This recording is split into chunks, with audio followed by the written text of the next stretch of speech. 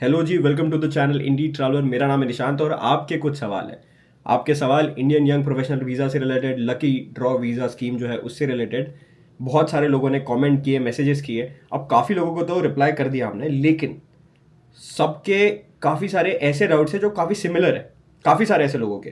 तो मैंने सोचा कि एक ऐसा वीडियो बना देते हैं जिसके ऊपर ये पहले सवाल हम लोग जो जो पूछे और जिनके काफ़ी सारे लोगों को जो सिमिलर डाउट्स हैं उनके आंसर निपट जाएंगे, मतलब रिजॉल्व हो जाएंगे। तो लेट्स ट्राई टू रिजॉल्व।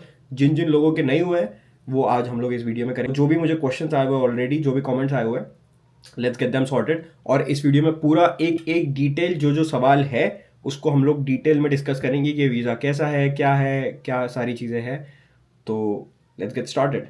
सबसे पहले तो अगर अभी तक आपने सब्सक्राइब नहीं किया तो सब्सक्राइब कर लो। सवालों की तरफ जाने से पहले ये एक्सप्लेन कर देता हूँ ये मैंने क्या किया है।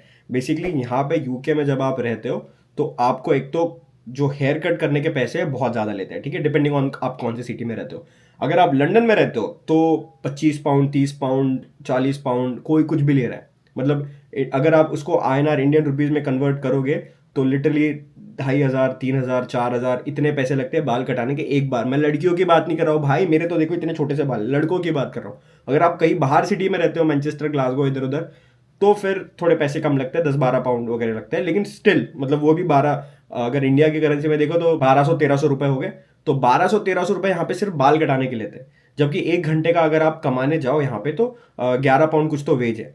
तो आप 1 घंटे की मेहनत आपकी निकल जाती है इसमें, अगर आप उस तरीके से देखो तो। बट एनीवेज, और दूसरा यहाँ पे पानी भी बहुत हार्ड है तो बाल भी बहुत झड़ते हैं। तो अभी जब मैं इन भाई साहब के पास गया जहाँ पे मैं जाता हूँ, पैसे खर्च करके आया 30 पाउंड, उसके बाद उसने जो मेरे बाल काटे, पहले उसने मेरे बाल बहुत लंबे मतलब बहुत बहुत कम काटे थे तो लंबे रह गए। फिर 2-3 दिन के बाद मैं फिर से गया, और यहाँ पे वो सीन नहीं है कि वो फ्री में काट देगा। यहाँ पे वही है कि आपको फिर से उतने ही पैसे देने पड़ेंगे। तो मैं उतने फिर से पैसे दिए और मैंने उसको बोला कि अभी ज़्यादा मत काटियो, थोड़ा सा ही काटना, मेरे को चाहिए एकदम मीडियम लेंथ। तो उसने ज़्यादा छोटे कर दिए। अब ज़्यादा छोटे हो गए तो ये बाल अब इधर उधर कहीं पे भी जा रहे, तो I need to settle them. Anyways, let's not get distracted from the topic. तो सबसे पहला सवाल that I can see here is, if the person is married so can both can come to UK or the single person is only qualified. तो इसका जवाब ऐसा है कि मतलब इन्होंने पूछने का ये कोशिश किया है कि अगर कोई शादीशुदा है और वो सिलेक्ट हो जाते हैं लकी ड्रॉ स्कीम में या इंडियन प्रोफेशनल स्कीम में, तो क्या वो अपने स्पाउस के साथ आ सकते हैं या नहीं। नहीं यार, नहीं आ सकते, ये सिर्फ सिंगल एंट्री है। अगर आप अकेले हो, मैरिड हो तो कोई टेंशन नहीं, ऐसा नहीं कि आप मैरिड हो तो नहीं आ सकते हो, लेकिन आपको आपके स्पाउस को, आपके वाइफ या हस्बैंड को वहीं पे, या बच्चों को भी वहीं पे रख के आना पड़ेगा। यहाँ पे क्लियरली उन्होंने मेंशन किया है कि आपके साथ डिपेंडेंट कोई नहीं आ सकता, एटलीस्ट इस वीज़ा पे नहीं आ सकता कोई डिपेंडेंट, आप ही को आना पड़ेगा। दूसरा सवाल जो है, how to apply, how to apply. देखो यार, मैंने लिंक दे दी है इसकी अपने डिस्क्रिप्शन में, इस वीडियो के भी डिस्क्रिप्शन में मैंने डाल दिए, तो आप वो लिंक पर क्लिक करो। 16 जुलाई को खुलेगा link portal, 1:30 PM Indian standard time, और 18 जुलाई को बंद हो जाएगा, ठीक है। और एक बार फिर से समअप कर देते कि अगर आप यहाँ पे आते हो तो 2 साल का वीज़ा मिलेगा। 2 साल का वीज़े में आप यहाँ पे आके जॉब ढूंढ सकते हो। ये मैंने काफ़ी सारे वीडियोज़ में बताया, लेकिन फिर से बता देता हूँ। 2 साल का वीज़ा मिलेगा और 2 साल के वीज़ा में आप यहाँ पे आके जॉब ढूंढ सकते हो। अगर जॉब मिल गई तो आपको स्पॉन्सर्ड वीज़ा मिल जाएगा, मतलब वर्क वीज़ा मिल जाएगा, जो रहेगा 5 साल का। अब 5 साल का वीज़ा ये लोग डायरेक्टली नहीं देते, वो मैं आपको बाद में कभी बताऊंगा, लेकिन 5 साल का वीज़ा मिल गया तो आपको ILR मिल जाएगा, मतलब कि PR, परमानेंट रेसिडेंसी यहाँ पे मिल जाएगी। आप यहाँ पे रह सकते हो, फिर आप सिटीजनशिप के लिए अप्लाई कर सकते हो, ये आपके ऊपर है। तो ये लंबी पिक्चर है, लंबी पिक्चर की तरफ नहीं जाते हैं, पहले सवालों की तरफ जाते हैं। पहले यहाँ कैसे आया जाए, और सवाल क्या है भाई, विच कैमरा सेटअप यू यूज़। ये आई थिंक ये जगह नहीं है ये सवाल पूछने की, बट इसका इसका क्वेश्चन का आंसर, इस क्वेश्चन का आंसर हम लोग बाद में कभी देंगे कि कौन सा क्या कैमरा सेटअप है, क्या सारी चीज़ें यूज़ करते हैं, वो बाद में। Can we use transcript to show bachelor completion. देखो, अगर आपके पास आपका बैचलर्स कंप्लीट हो चुका है, डजेंट मैटर आपका अभी तक कुछ आया है नहीं आया है, बैचलर्स कंप्लीट हो चुका है, बाद में कभी ना कभी तो आ जाएगा, तो आप कर सकते हो अप्लाई। बैचलर्स हो जाना चाहिए, right? तो बस ये रिक्वायरमेंट है। और चलो, और एक रिक्वायरमेंट है कि आपके पास, जैसे इन्होंने पूछा है, तो आपके पास अंडर ग्रेड मतलब बैचलर लेवल का एजुकेशन तो होना ही चाहिए। काफ़ी सारे लोगों ने ये भी पूछा है कि 12th पास है, आ सकते हैं क्या। नहीं भाई, नहीं आ सकते। आपके पास होना चाहिए अंडर ग्रेड मतलब बैचलर लेवल का qualification, this is what they expect. +2 वाले नहीं आ सकते, मतलब +2 के बाद अगर कुछ और नहीं किया तो। उसके बाद is that only for India or other countries can also apply. यार, Indian young professional visa scheme नाम है वीज़ा का, अगर कुछ और नाम होता जैसे एशियन यंग प्रोफेशनल वीज़ा, तो सारे एशियन कंट्रीज आ सकती, पाकिस्तान, बांग्लादेश, इंडिया सारे आ सकते, नेपाल भी आ सकता।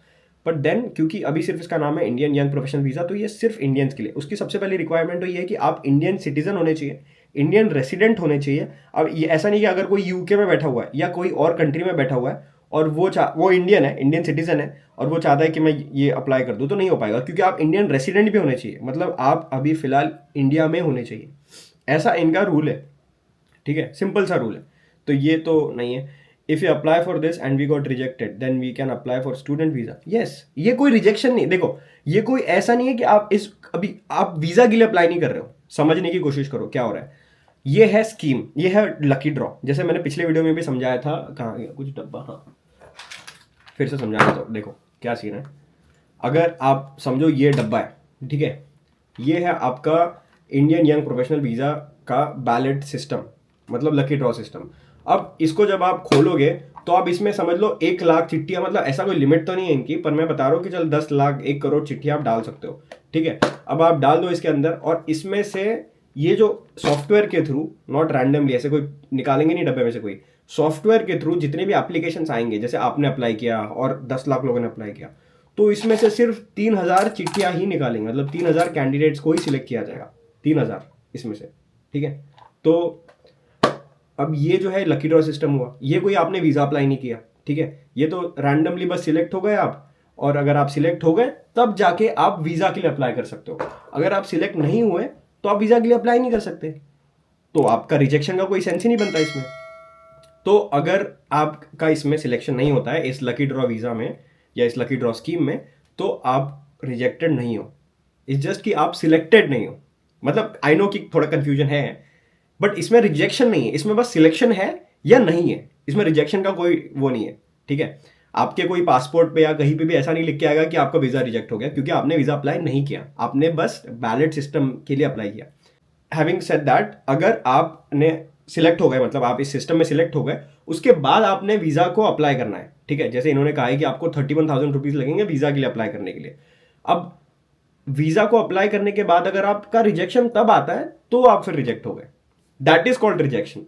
और इसमें अगर आपको सिलेक्ट नहीं भी किया तो भी आप स्टूडेंट वीज़ा के लिए अप्लाई कर सकते हो, तो उसमें कोई दिक्कत नहीं है, ये बहुत सिंपल है। ठीक है, अब इसकी जो कॉस्ट है, क्या क्या लगता है, वीज़ा की कॉस्ट, इंश्योरेंस की कॉस्ट भी होती है, डिपॉजिट भी आपको कुछ दिखाना पड़ता है, ये सारी कॉस्ट होती है। ये मैंने अपने पुराने वीडियो में जो कल अपलोड किया था उसमें दिखा दिया, मतलब समझा दिया सब कुछ, कितना पैसा लगेगा इंडियन करेंसी में, इसमें उसमें सब कुछ, आप कितने दिन के लिए आपको रखना पड़ेगा, वो सारा मैंने उस वीडियो में दिखा दिया है। प्लीज़ वॉच द वीडियो वो वाला। और ये वीडियो में हम लोग क्वेरीज सॉल्व कर रहे हैं, तो ये क्वेरी आई थिंक हो गई है solve. Bro I am already on J1 visa, I am eligible for this. अगर मैंने फिर से यार वो ये कि अगर आप यूके में ऑलरेडी हो, कोई भी वीज़ा पे हो, तो आप यहाँ पे नहीं आ सकते। आपके पास होना चाहिए इंडियन मतलब आप इंडिया में होनी चाहिए अभी इस एट दिस मोमेंट। ठीक है, यूके में नहीं होनी चाहिए। फिर bro I am in UK for my studies on a student visa, I came last year September, I am about to finish my masters is October. ये अगेन वही सवाल है। और एक सवाल किसी ने पूछा है कि अगर मैं 32 ईयर्स का हूँ तो क्या मैं अप्लाई कर सकता हूँ? नहीं कर सकते। एज की रेंज है 18 से लेके 30 ईयर्स। आप अगर 18 साल और 30 साल के बीच में हो तो आप आ सकते हो। तो अगर आप 30 के होने ही वाले हो, होने के हो, तब भी आप अप्लाई कर सकते हो। ठीक है, 30 के होने के पहले आप अप्लाई कर सकते हो, लेकिन अगर आप 30 ऑलरेडी हो चुके हो, 31 लग चुका है, तो नहीं कर सकते। किसी ने पूछा है कि ब्रो डिप्लोमा चलेगा क्या? डिप्लोमा चल सकता है क्या? नहीं यार, डिप्लोमा नहीं चलेगा। आपके पास अंडर ग्रेड लेवल का क्वालिफिकेशन होना चाहिए, बैचलर्स का, नहीं तो फिर नहीं आ सकते।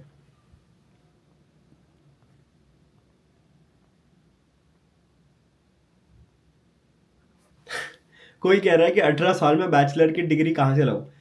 यार मुझे नहीं पता कैसे होगा ये। इनका एक्चुअली कैसा होता है, अब बैचलर्स की डिग्री नहीं चाहिए आपको, इनका एक लेवल होता है। अगर आप इनके वेबसाइट पे चले जाओगे तो आपको वो लेवल दिखेगा। जैसे फॉर एग्जांपल +2 के बाद इनका कुछ और लेवल होता है इनके कंट्री का, तो वो आई थिंक हम लोग बैचलर्स पे ही वो मैच होती है। Which is a very genuine question कि भाई 18 साल में बैचलर की डिग्री कहाँ से लाए? Fair enough, fair enough. Please भाई अपना नंबर दे दो ना। सॉरी सर, ये नहीं हो सकता, आप और कुछ भी मांग लो। I just want to visit my friend for few days, do you think I can apply? नहीं यार नहीं, तुम किसी की स्पॉट ले लोगे। देखो अप्लाई तो तुम कर सकते हो, अगर तुम सारे कैटेगरी में बैठ जाते हो तो तुम अप्लाई तो कर सकते हो, पर तुम किसी की स्पॉट अगर सिलेक्ट हो गए तो तुम किसी का स्पॉट ले लोगे। 3 ही 1000 लोग होंगे जो यहाँ पे आ पाएंगे, तो 3 1000 लोगों में से अगर तुम्हारा गलती से नंबर लग गया और तुम यहाँ पे सिर्फ 1 2 महीने के लिए आए और आके चले गए वापस विजिट करके, तो वो बंदा जिसको वो सीट मिल सकती थी, बंदा या बंदी जो भी, उसकी तो तुम सीट खा गए ना यार।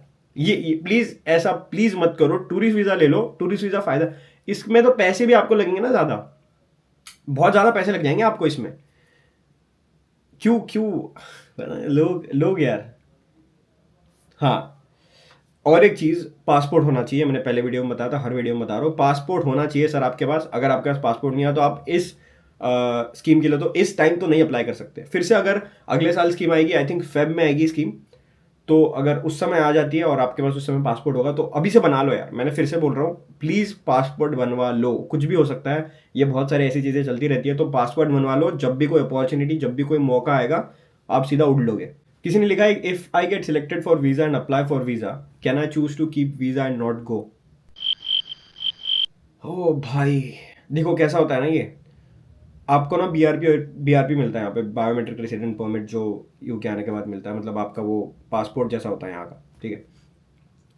तो सीन ऐसा है इसमें कि अगर आपको वीज़ा मिल गया और आप यहाँ पे नहीं आए तो आपका वीज़ा इनवैलिड हो जाएगा। एक सर्टेन लिमिट होती है उस चीज़ की, वीज़ा की, कि आपको इतने टाइम में एंट्री करनी ही है। अगर आपने एंट्री नहीं की, बीआरपी कलेक्ट नहीं किया, तो आपका वीज़ा इनवैलिड हो जाएगा। तो ये भी मत करना अगर करने का सोच रहे हो तो। इसमें आपको किसी को मेल नहीं करना। पहले एक अफवाह चल गई थी, रूमर, कि आपको किसी को मेल करना है, ऐसा करना है। पोर्टल ओपन होगा, सिंपल सी प्रोसेस है। जब 16 जुलाई को पोर्टल ओपन हो जाएगा तो आपको बस एक सिंपल सी चीज़ करनी है, वहाँ पे जाना है। आपका नेम, पासपोर्ट की डिटेल्स, पासपोर्ट की स्कैन कॉपी, आपका ईमेल एड्रेस, आपका फ़ोन नंबर, ये सारी, आपका डेट ऑफ बर्थ, ये सारी चीज़ें आपको बस फिल इन करनी है और सबमिट कर देना। इट्स मतलब वो गूगल फॉर्म नहीं होते आजकल, जहाँ पे आपने आपके बस अपने डिटेल डालने होते हैं, बस वो गूगल फॉर्म जितना ही टाइम लगेगा, इसको 2 मिनट बट भर देना जल्दी से। मतलब देखो इसमें, हाँ इसमें ये भी नहीं है कि फर्स्ट कम फर्स्ट सर्व वाला भी नहीं है। 16 को खुलेगा, 18 को बंद हो जाएगा जुलाई को, 2 दिन का गैप है आपके पास, 48 आवर्स का। 48 आवर्स में आप चाहे पहले घंटे में अप्लाई कर लो या पहले मिनट में, या आप 48 आवर को 1 मिनट बचा है तब आप अप्लाई कर लो, सेम है। आपको सिलेक्ट होना नहीं होना ये इसमें इस पर डिपेंड नहीं करता। कब भी अप्लाई करो आप, एक मिनट में अप्लाई करो या लास्ट मिनट में अप्लाई करो, कभी भी अप्लाई करो, सेम ही चीज़ रहेगी।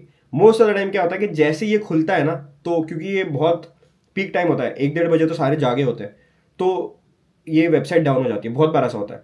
तो कोई टेंशन नहीं है, आराम से, मैं तो कहूँगा दूसरे दिन अप्लाई करो। 16 को खुलेगा ना, 17 को अप्लाई करो, कोई टेंशन नहीं है। 16 को 17 को अप्लाई करो या 18 को लास्ट में 1:30 बजे अप्लाई कर लो, कोई टेंशन नहीं है, पर अप्लाई कर लो।